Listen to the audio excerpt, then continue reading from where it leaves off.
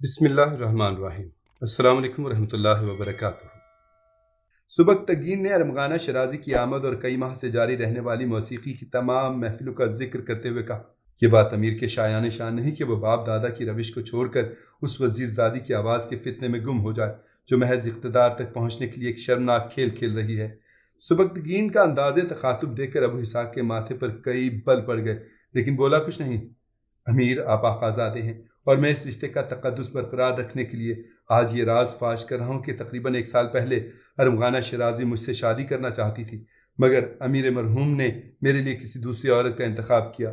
میں بہت دنوں سے آپ کی خوابگاہ کے باہر رات بھر کھڑا رہ کر اس کی آمد و رفت کو دیکھ رہا ہوں، مگر آج قوت برداشت جواب دے گئی تو حرف شکایت اپنی زبان تک لے آیا ہوں۔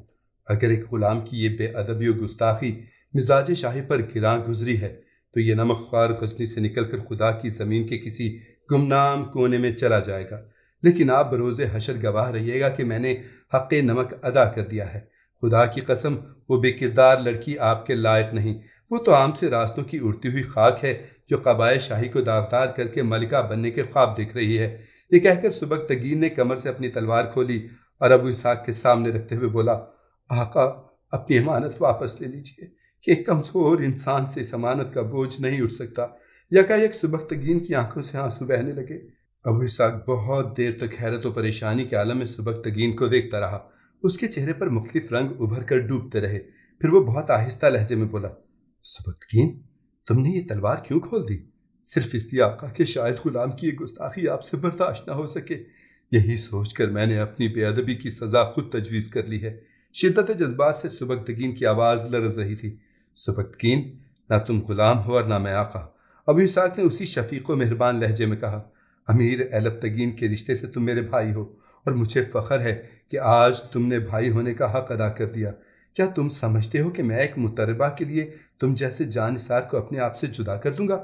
نہیں، ایسا کبھی نہیں ہوگا۔ مجھے اپنے اس عمل پر بہت ندامت ہے۔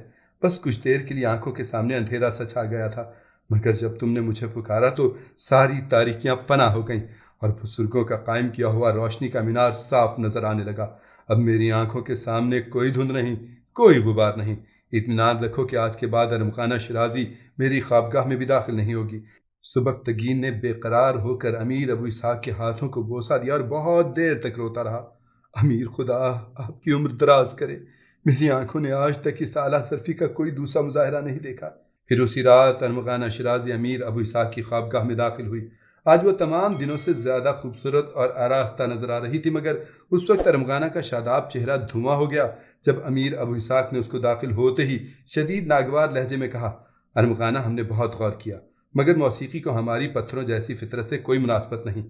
ہم صرف نغمہ شمشیر سننے کے عادی ہیں، ہمیں کوئی دوسرا نغمہ راس آتا ہی نہیں، اس لیے تم اپنا رباب اٹھاؤ اور ہمارے خلوت کدے سے چلی جاؤ۔ یہ کہہ کر ابو اسحاق نے اشرفیوں سے بھری ہوئی ایک تھیلی ارمغانہ شرازی کی طرف بڑھائی۔ یہ تمہاری خدمت گزاری کا انعام۔ ہم تمہیں اپنے قدموں میں تو کیا اس کمرے کے ایک گوشے میں بھی جگہ نہیں دے سکتے۔ ارمغانہ اس قسم کے جواب کے لیے تیار نہیں تھی۔ امیر ابو اسحاق کے بدلے ہوئے تیور دیکھ کر اس کی آنکھوں کے سامنے اندھیرا چھانے لگا۔ پھر وہ بڑی مشکل سے سمجھی اور امیر سے کچھ کہنے کے لیے اپنا گلا صاف کرنے لگی، لیکن ابو اسحاق نے اسے لب کشائی کی مہلت ہی نہیں دی۔ مجبوراً وہ لڑکھڑاتے قدموں سے باہر نکل آئی۔ خوابگاہ کے دروازے پر سبکتگین پتھر کے کسی ستون کی طرح کھڑا تھا۔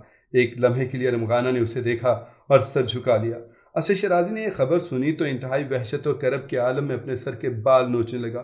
میں تم سے پہلے ہی کہتا تھا کہ اس معاملے میں سبکتگین کو نظر انداز کر دینا تمہاری بہت بڑی نادانی ہوگی۔ آخر وہی ہوا اور اپنے گرد و پیش سے بے خبر رہنے والوں کا یہی اشر ہوتا ہے۔ اسد شرازی کے بکھرے ہوئے لمبے لمبے بالوں اور آنکھوں سے جھانکتی ہوئی وحشت سے پہلی نظر میں یہی تاثر ملتا تھا کہ جیسے وہ کوئی پاگل انسان ہے۔ بار بار شراب پینا اور بے قراری کے ساتھ کمرے میں ٹہلنا اس کے ذہنی انتشار اور بدحواسی کا کھلا مظاہرہ تھا۔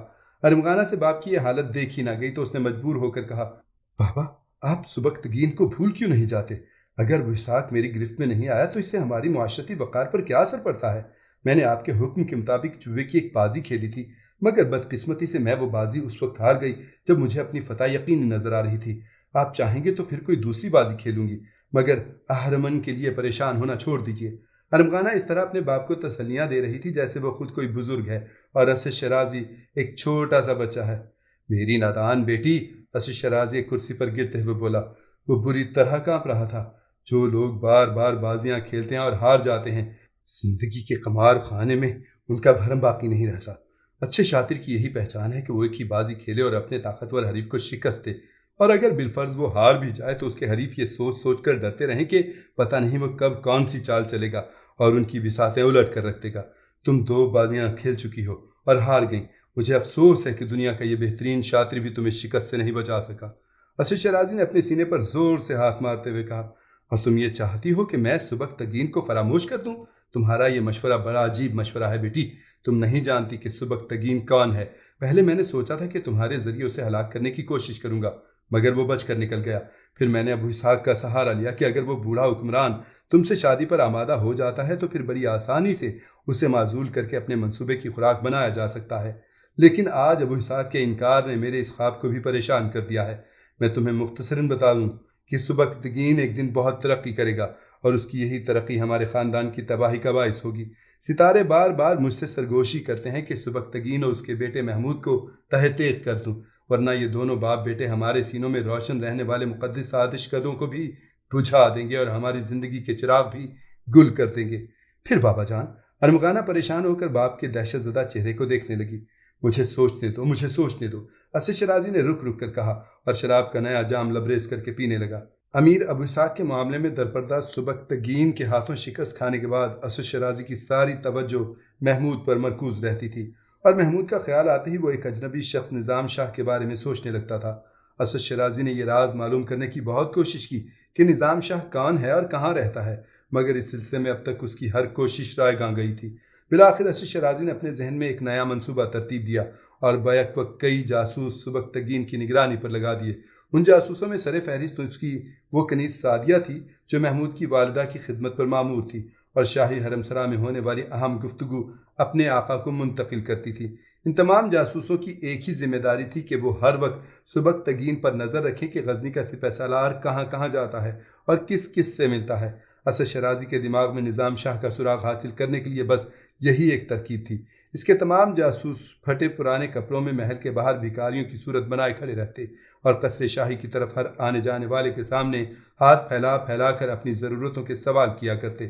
کئی دن سے سبکتگین کے گرد اسد شیرازی کے جاسوسوں کا جال پھیلا ہوا تھا، مگر ابھی تک کوئی جاسوس بھی وہ خبر نہیں لایا تھا جس کا اسد شیرازی کو بے چینی سے انتظار تھا۔ پھر اچانک ایک روز اس کی یہ مراد پوری ہو گئی۔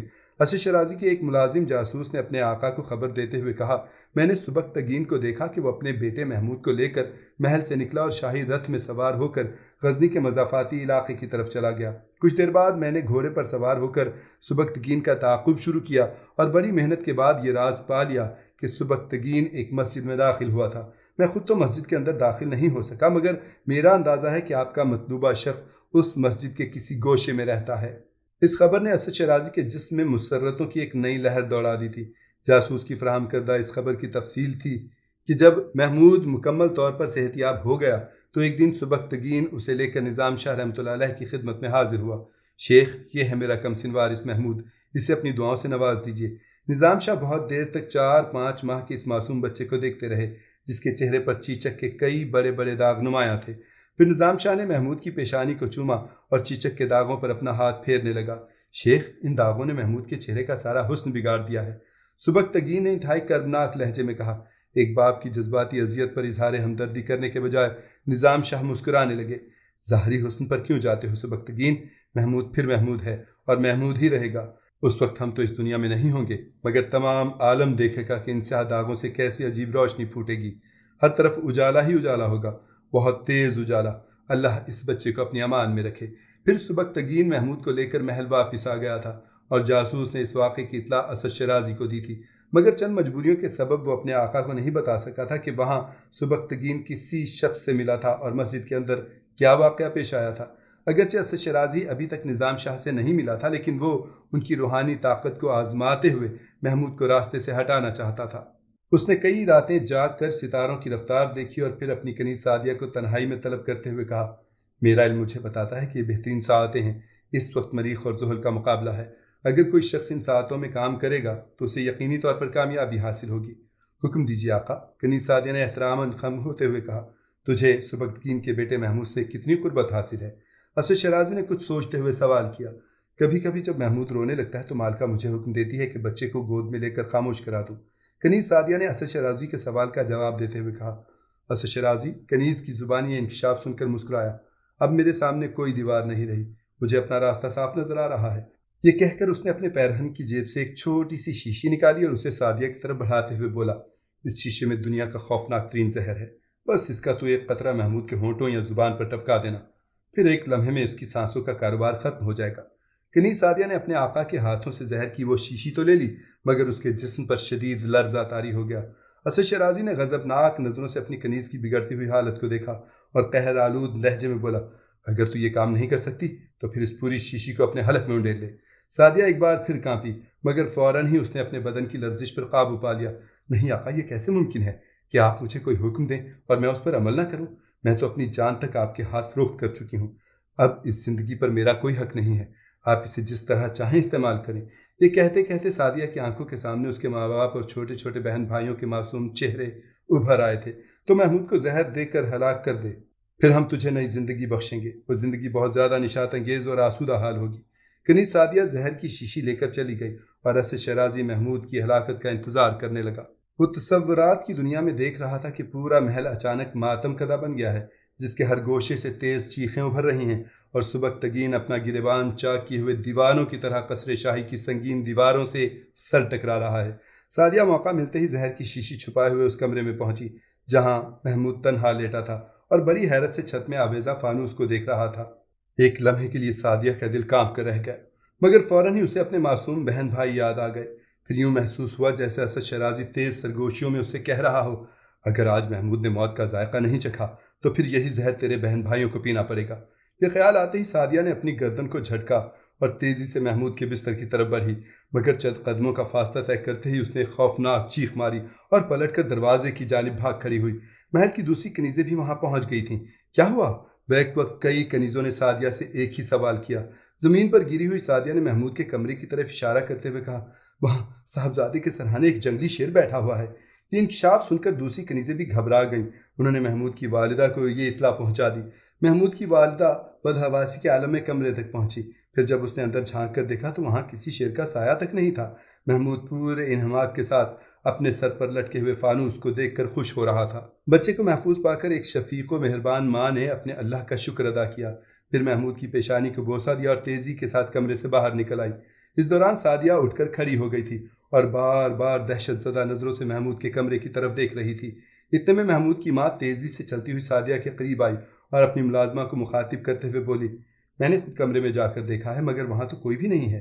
سعدیہ کی خوبصورت آنکھوں میں حیرت و خوف کی گہری پرچھائیاں بدستور لرز رہی تھیں۔ کبھی وہ محمود کی والدہ کے چہرے کی طرف دیکھتی تھی اور کبھی اپنی ساتھی کنیزوں کی طرف۔ اس کا ذہن بری طرح الجھ کر رہ گیا تھا۔